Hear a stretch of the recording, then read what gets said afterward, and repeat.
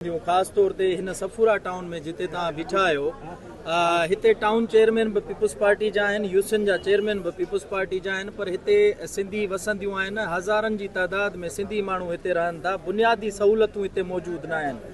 ईंदड़ बल्दियाती इलेक्शन में छा कराची जे हिननि इलाइक़नि मां तव्हां पंहिंजा उम्मीदवार बीहारण जी ख्वाहिश रखो था? मुंहिंजी सिधी सही ॻाल्हि आहे त पीपुल्स पार्टी जा या सिंधी नस्ल मां आहिनि, त सिंधी नस्ल मां ज़रदारी पा जंहिं सिंधु दरिया जो सौदो करे छॾियो, सिंध जो सौदो करे छॾियो, उनजे पुटु सिंधूअ जो सौदो करे छॾियो, उनजी हुकूमत सिंधूअ जो सौदो करे छॾियो, उनजी हुकूमत बलोचिस्तान में बलोचिस्तान जो क़त्लेआम कराए छॾियो। त उन करे नस्लनि ते न वञो, ही बेईमान ऐं सिंध दुश्मननि ऐं धारियां दलाल आहिनि। असीं सिंध जे माण्हुनि खे, सिर्फ़ु सिंधी न, सिंध जे मुस्तक़िल रहंदड़ माण्हुनि खे चवंदासूं त हिन सफूरा ॻोठ हुजे, मलीर हुजे, या असांजो क्यामाड़ी हुजे, या कराची जो मजमूई तौर ते गॾियल माज़ ठाहियो ऐं हिननि बेईमान ऐं सिंध दुश्मन खे पीपुल्स पार्टी खे नेकाल जे लाइ गॾियल बल्दियाती इलेक्शन विढ़ो त हिननि खे नेकाल मिले। हींअर बि को हुननि जो मेयर हुननि जो खटियल पंहिंजो कोन्हे, पर PTI जन ॿियनि जूं वफ़ादारियूं मटाए ऐं खटाए हिननि खे ॾिनूं अथनि।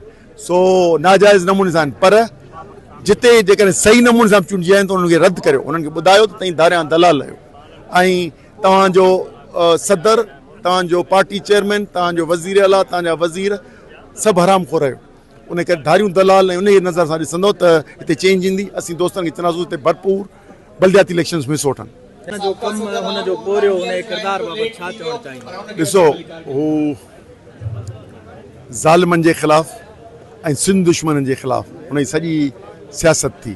ओ ज़ालिम सिंधी हुजे या ग़ैर सिंधी हुजे, उनजे ख़िलाफ़ तबक़ाती जिदोजहद में ॾिसो अथई त सिंध जे हक़नि लाइ ऐं सिंध जे जाग्राफी लाइ, सिंध जी डेमोग्राफी लाइ अमली जिदोजहद कई ऐं कैपिटल खे बचा, माना कराचीअ में सिंध जे वजूद में पंहिंजो भरपूर किरदारु अदा कई। उन करे खेसि संदसि किरदार खे सलाम पेश करण लाइ अॼु गॾु थिया आहियूं ऐं उन करे ई हिते आया आहियूं। उमेद त अहिड़ा किरदार सवें पैदा थींदा ऐं सुखियो सिंध साह खणंदी। साईं, केनालनि वारे मसइले हिकिड़ो दफ़ो ॿीहर कर खयो आहे। ख़ासि तौर ते तव्हां बि पहिरें दफ़े में जिदोजहद कई, उते वञी करे ज़मीनी हक़ीक़तूं आवाम खे ॾेखारियूं। हिकु दफ़ो ॿीहर जलालपुर केनाल वारो मसइलो थियो आहे। सिंध हुकूमत त चए थी इहो उन्हनि 4 केनाल में हुयो ई कोन। कैनाल समूरा नामंज़ूर। अच्छा, 8 वरी जे ईंदो वरी उहो मंज़ूर आहे। 6 कैनाल बि आसिफ़ ज़रदारी कया, 7 कैनाल बि आसिफ़ ज़रदारी ऐं सिंध असेंबली ऐं पाकिस्तान पीपुल्स पार्टीअ जी ज़िमेदारी आहे। जॾहिं सिंध में 30% पाणी जो शॉर्टफॉल आहे त पाणीअ जी परमिशन ॾियणु ऐं कहिड़ो हक़ आहे। उन करे हिन वक़्त ते मोदीअ ख़िलाफ़ु नारायण जे बजाए ज़रदारी ख़िलाफ़ु या पीपला नारायण जे नथा आणे सघनि पंहिंजे जे करे त वफ़ाक़ी हुकूमत जे ख़िलाफ़ु हणनि त इहो कैनाल नामंज़ूर आहे। जेकॾहिं सिंध में पाणी वधी वियो आहे त पोइ वरी ॿुधाइनि सिंध जे माण्हुनि खे त बाबा हाणे कैनाल भले ठहे, छो त पाणी हाणे वधी वियो आहे इंडस में। न त सिधो सऊं हींअर हुकूमत में आहिनि, उनजे ख़िलाफ़ु ज़बान न खपे, उनजो कलम खपे, काउंसिल ऑफ कॉमन इंट्रस्ट में स्टैंड खपे ऐं अवामी जिदोजहद जेके काउंसिल ऑफ कॉमन इंट्रस्ट में ज़ोरीअ मञाए वञे नून लीग या फेडरल गवर्नमेंट, तॾहिं सिंध हुकूमत खे रोडनि ते अचणु घुरिजे।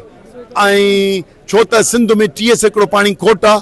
जॾहिं 2.25 लख एकड़नि जो हिकिड़ो कैनाल ठाहिणु ॾींदो त हू हुननि जो प्रोग्राम पहिरें मरले में 12 लख ऐं ॿिए मरले में 60 लख एकड़ा, उहे सभु थींदा ऐं सिंध बयाबान थींदी।